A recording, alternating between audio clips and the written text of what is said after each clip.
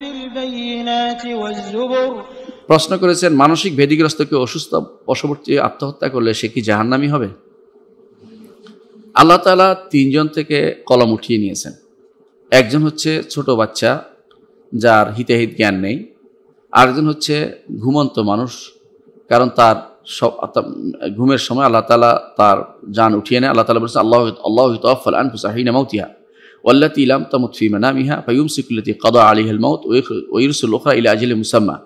এর অর্থ হচ্ছে সব ঘুমন্ত অবস্থায় কিন্তু আল্লাহ তাআলা মানুষের রুহটা নিয়ে যান। সুতরাং সেই ঘুমের অবস্থা কি করছে এবং ছোট বাচ্চা কি করছে, দুইটা থেকে কলম উঠিয়ে নিয়ে আসে। 3 নম্বর হচ্ছে মানসিক ব্যাধিগ্রস্ত ব্যক্তি যা করে সেটা থেকে আল্লাহ তাআলা কলম উঠিয়ে নিয়েছেন। রাসূলুল্লাহ সাল্লাল্লাহু আলাইহি ওয়াসাল্লাম বলেছেন যে রুফিআল কালামু আন থালাথ, 3 শ্রেণীর লোক থেকে বাধ্যবাধকতার কলম উঠিয়ে নিয়েছেন, তাদেরকে আল্লাহ তাআলা এর জন্য পাকড়াও করবেন না। দুনিয়ার বুকে কোনো কিছু অন্যায় হলে সেটা শাস্তি সে পাবে, অথবা তার পরিবার অথবা জরিমানা দিবে, কিন্তু আল্লাহর কাছে সেটার কোনো জবাবদিহি করতে হবে না। 1 নম্বর হচ্ছে ছোট বাচ্চা বড় হওয়া পর্যন্ত, তার আর বয়প্রাপ্ত হওয়া পর্যন্ত, আর ঘুমন্ত মানুষ জাগ্রত হওয়া পর্যন্ত, আর 3 নম্বর হচ্ছে পাগল বা মানসিক ব্যাধিগ্রস্ত লোক যতক্ষণ সুস্থ না হচ্ছে।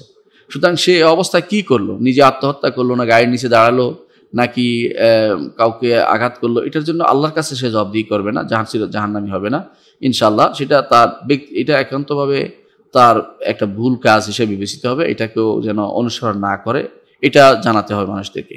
সুতরাং মানসিক অসুস্থ হয়ে কেউ যদি কোনো আত্মহত্যা করে সেটার জন্য চিরস্থায়ী জাহান্নামী হবে না, এবং সে জাহান্নামী নাও হতে পারে। আল্লাহ তাআলা তাকে তাকলিফ থেকে উঠিয়ে দিয়েছেন, ওইটা যেন শাস্তি নাও মোটেই পাবেন না, বরং সে ইমানদার হিসেবে আগে যেটি অবস্থা ছিল সে অবস্থা অনুসারে তার বিচার হবে। অর্থাৎ পাগল হওয়ার আগে যদি ভালো থেকে থাকে তো সেটার উপরে তার বিচার হবে, অর্থাৎ সে মুসলিম। আর অথবা যদি মুসলিম সন্তান ছোটকাল থেকে কেউ যদি এরকম হয় তাহলে মুসলিমের হিসেবে কাজ হবে, তাকে মুসলিম ধরা হবে, এবং তার জন্য মুসলিম কবরস্থানে তার জায়গা হবে, জানাজা হবে, তার জন্য সালাত হবে, তার জন্য দোয়া করা হবে, সবই সে পাবে। এর বিপরীতে যে ব্যক্তি আল্লাহর উপর করে আল্লাহ কেন আমাকে দিল না, আল্লাহ আত্মহত্যা করে ফেলবে, এরকম আল্লাহর উপরে যে ব্যক্তি নিরাশ হয়ে যে ব্যক্তি আত্মহত্যা করবে তার জন্য সে জাহান্নামী, তার জন্য কোনো সালাত নেই। আবার কখনো কখনো ব্যক্তি পর্যায়ে একে অপরকে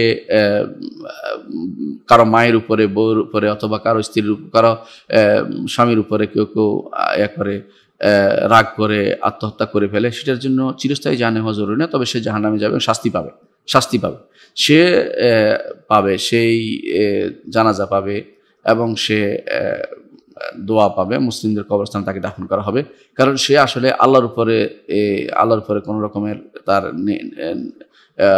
অসন্তুষ্টি ছিল না। অসন্তুষ্ট হলেই সমস্যা, আল্লাহর উপর অসন্তুষ্ট হলে, প্রমাণিত হলে সেটার জন্য আর তার জন্য কোনো দোয়া নেই, তার জন্য কোনো জান্নাতের কিছুই জান্নাতে যাওয়ার জন্য কোনো কিছুই করা যাবে না, অর্থাৎ দোয়া করা যাবে না, সালাত আদায় করা যাবে না, মুসলিমদের কবরস্থানে দাফন করা যাবে না, কারণ সে কাফের হয়ে গেছে।